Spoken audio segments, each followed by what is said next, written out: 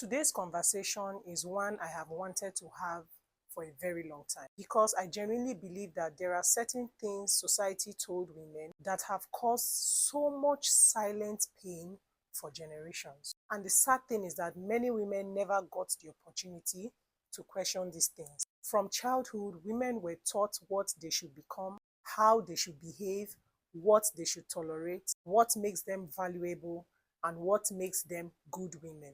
And because these beliefs were repeated for so many years, many women entered adulthood carrying pressure they never consciously chose. Some entered marriages already prepared to disappear. Some became mothers without ever asking themselves if they were emotionally ready. Some spent years enduring pain because society convinced them that suffering is part of womanhood. And I need to say this before we continue because I know how sensitive these conversations can be. This video is not against marriage. It's not against submission. It's not against motherhood. Marriage is beautiful. Love is beautiful. Family is beautiful. But when unhealthy expectations are placed on women and disguised as virtue, many women end up suffering privately while smiling publicly. And I think it's time we start having more honest conversations. So today, let's talk about 5 lies that the society has sold to women for years. Lie number 1, marriage completes a woman. I genuinely believe that this is one of the biggest lies women were ever told. Women were conditioned from childhood to see marriage as the biggest achievement they will ever have. A little girl grows up hearing things like, when you marry, when your husband comes, when you enter your husband's house. It's almost like her entire existence is unconsciously being prepared around becoming someone's wife. And because of this, many women subconsciously begin to tie their worth to marriage. Not happiness, not peace, not fulfillment, not purpose, marriage. This is why society can look at a successful, peaceful, intelligent, kind woman and still pity her simply because she is not married. Meanwhile, nobody looks at the unmarried men with that same concern. A man can be 42 and single, and the society will say he's building himself, he's focusing on his career, he's taking his time.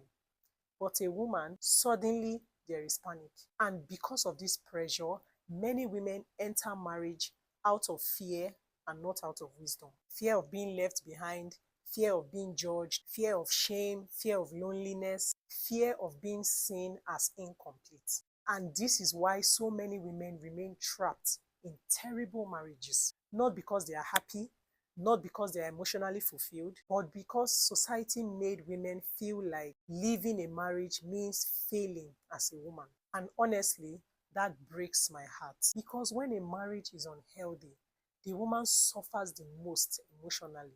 A lot of women are married and deeply lonely, married and emotionally abandoned, married and mentally exhausted. Some women are literally disappearing inside their marriages while trying to preserve the image of a successful wife. And the sad thing is that society often rewards appearance over truth. People see the ring and assume happiness. Meanwhile, that woman may be silently drowning.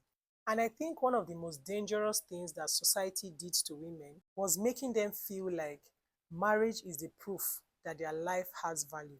Marriage is beautiful.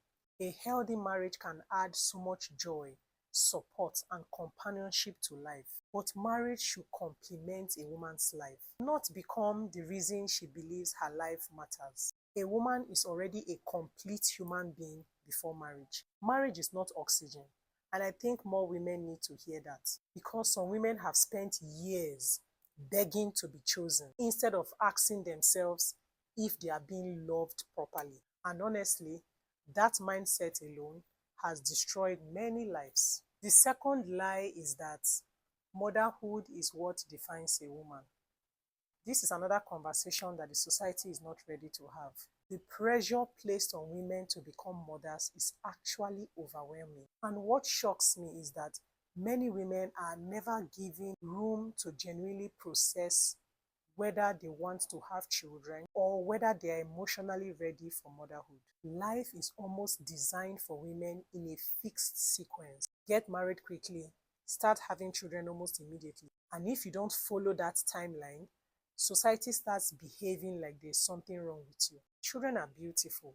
They are innocent, adorable. They can bring so much joy and meaning into life. But children are also a huge responsibility. And I think society romanticizes motherhood while ignoring the labor behind it. Motherhood changes a woman physically, emotionally, mentally, and financially. And many women are quietly overwhelmed. A lot of women love their children deeply, but are silently drowning. Women are often not allowed to say this openly because society expects mothers to constantly appear grateful and fulfilled every second. Meanwhile, some mothers are exhausted, some are burnt out, some are mentally drained, some have lost their identity completely, some have not rested properly in years. And what hurts me is that after society pressures women into motherhood, many women are then abandoned to carry motherhood alone. Everybody celebrates pregnancy, but not enough people support mothers emotionally afterwards. Women are expected to sacrifice endlessly while smiling through it. I honestly think that many people have children simply because the society told them that it is the next step, not because they truly reflected on that responsibility.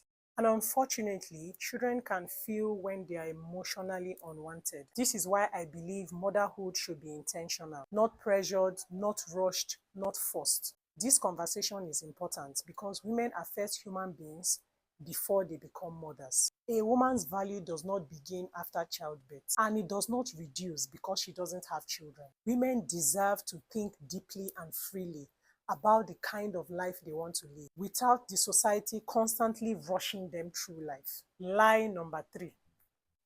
A woman builds her home. This one honestly troubles me a lot because I genuinely want to understand how the society arrived at this conclusion. A man is called the head of the home, the leader, the protector, the provider, the authority. But somehow, when things go wrong, the emotional responsibility magically lands on the woman. And I think this mindset has damaged women psychologically for generations. A man behaves badly, the woman should pray more. A man cheats, the woman should improve herself. A man neglects his responsibilities, the woman should be patient. A man is emotionally unavailable, the woman should build her home. Women are constantly expected to emotionally carry marriages that they do not destroy. And honestly, this is unfair. This idea has forced many women into survival mode inside marriage. Many women suppress their needs constantly because they are trying to preserve peace. Many women enter masculine energy out of exhaustion. They are emotionally managing everything. Managing the children, managing the emotions in the house, managing conflicts, protecting the image of the marriage, absorbing everyone's stress. And yet, somehow, the society still acts like the woman is not doing enough. I think women have been overburdened emotionally for generations. And what makes it worse is the guilt attached to wanting more. The moment a woman expresses emotional exhaustion, people quickly say, don't destroy your home, oh.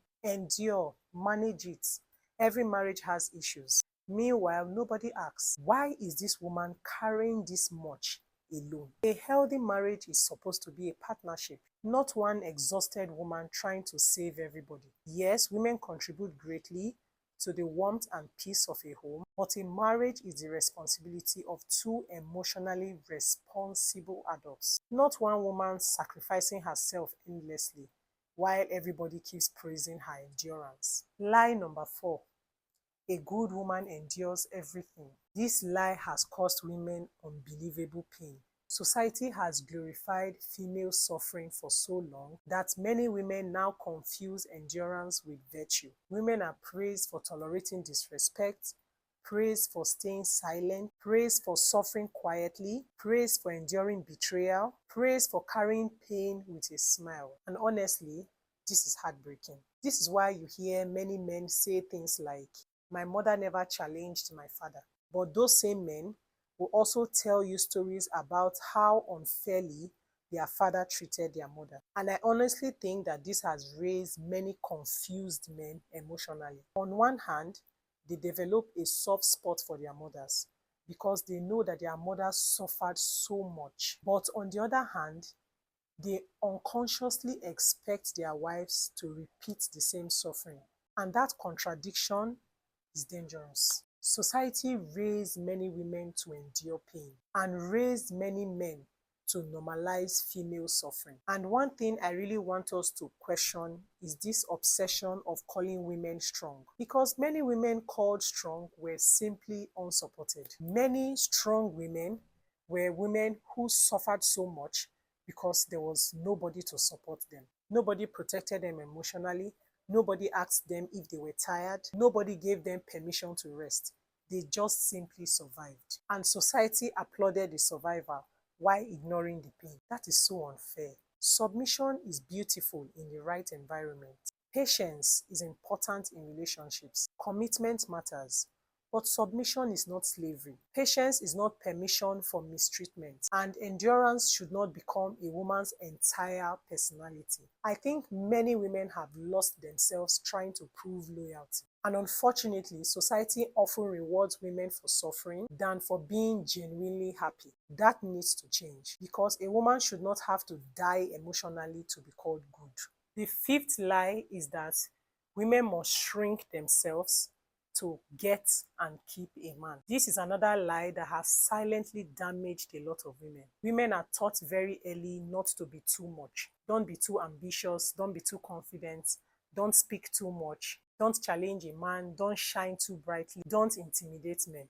And because of this conditioning, many women slowly begin reducing themselves for relationships. Some women lower their standards. Some abandon their dreams. Some pretend to know less than they actually do. Some silence themselves just to appear easy to love. And honestly, this is sad. A woman should not have to disappear for love to survive. And I think this is why many women quietly become resentful in relationships. Because when you abandon yourself for years, resentment eventually grows underneath the sacrifice. Many women are praised for being understanding while slowly losing themselves. And I think society needs to stop teaching women that being chosen is more important than being whole. The right relationship should allow both people grow. Love should expand your life, not reduce it. A woman should not have to feel smaller so a man can feel bigger. And I think women deserve relationships where they are fully seen, fully valued, and fully allowed to exist as themselves.